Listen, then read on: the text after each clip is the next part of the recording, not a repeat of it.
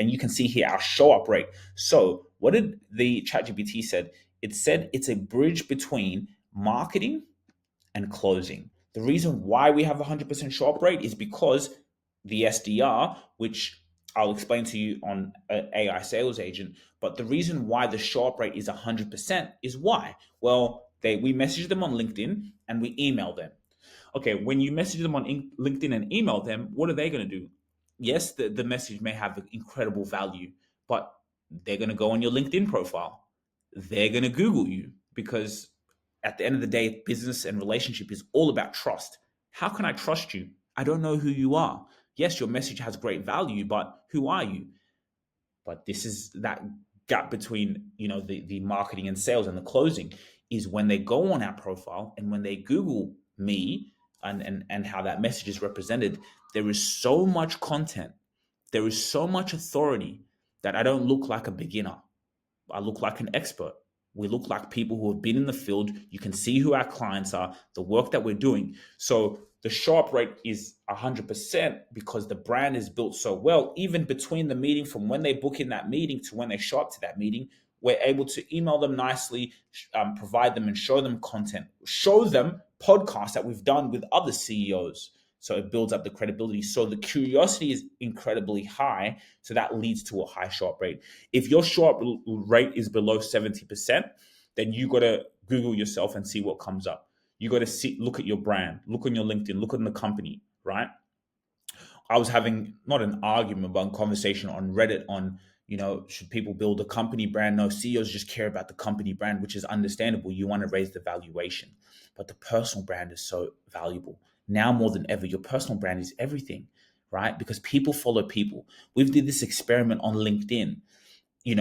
A personal brand of the CEO that grows 10 times more than the company brand, like 3 times more. I've done this myself because people follow people, and the statistics on that, people follow personal brands and company brands. But when you build up the personal brand, it leads to the company valuation and increases the company.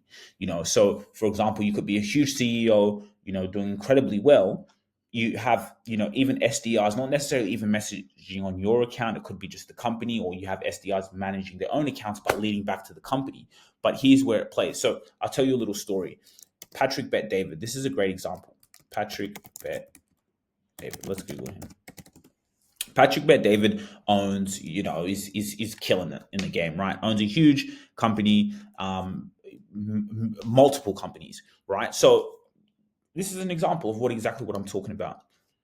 I liked a post on LinkedIn. I liked one of his posts on LinkedIn. As soon as I liked one of his posts, someone from his company, which is Patrick Bet David Consulting, messaged me, connected and messaged me, which is actually an SDR type of role.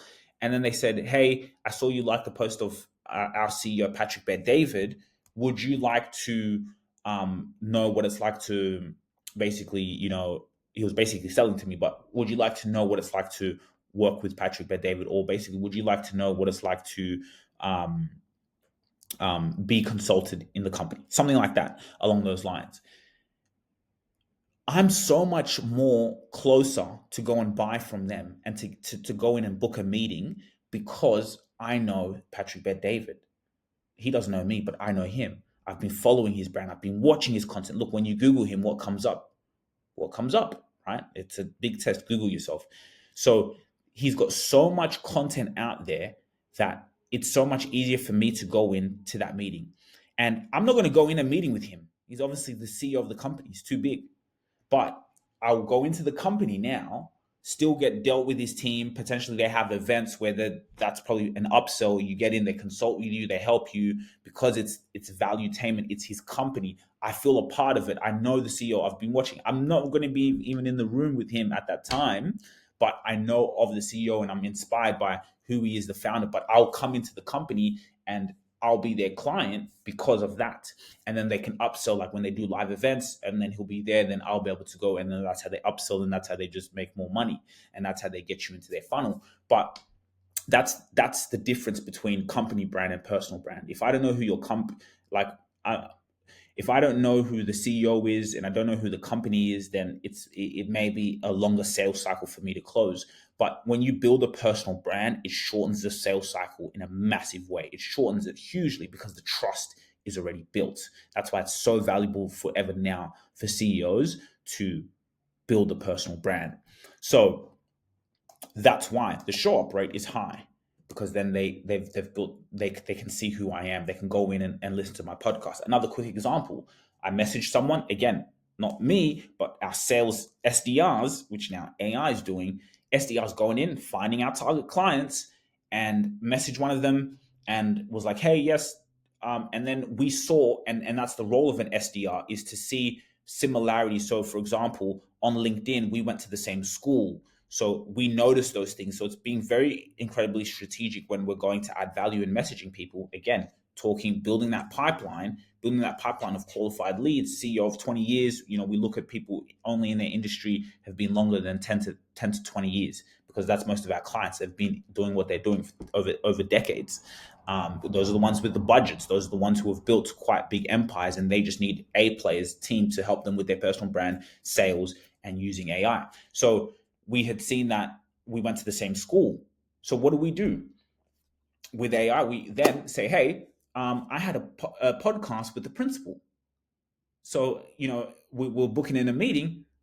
Go in and have a listen to the podcast that we did with the principal. I think you get incredible value of it. Yeah, I'll go in and listen to your podcast. Even before talking to you much, let me go in and listen. When I'm not in the room and when we're sleeping, he's going in and listening to a podcast of me and interviewing someone. But then he's in the funnel, because now he's watching, and then he's seeing the way we speak, seeing what we do, saying, wow, if they're doing that for that person, imagine what they could do for me. So the trust skyrockets through the roof. He's listening to my content when I'm sleeping. So then when it's time to show up for the meeting, that's incredibly high, because it's like, wow, I'm already kind of bought in a little bit. So that's the power of marketing and sales. You see, when I did that interview didn't make us money at the time. It's podcasting, marketing, it's a long-term game. That interview didn't make me money at the time, and it was about 8-9 months ago. But it was 8-9 months ago. But let's say now we can send that interview to a prospect, to one of a potential customer, that they can go in and listen, and then that can bring a sale quicker, because now they're consuming your content. And they say it takes about 7 hours for someone to consume your content. Do you have 7 hours worth of content out there?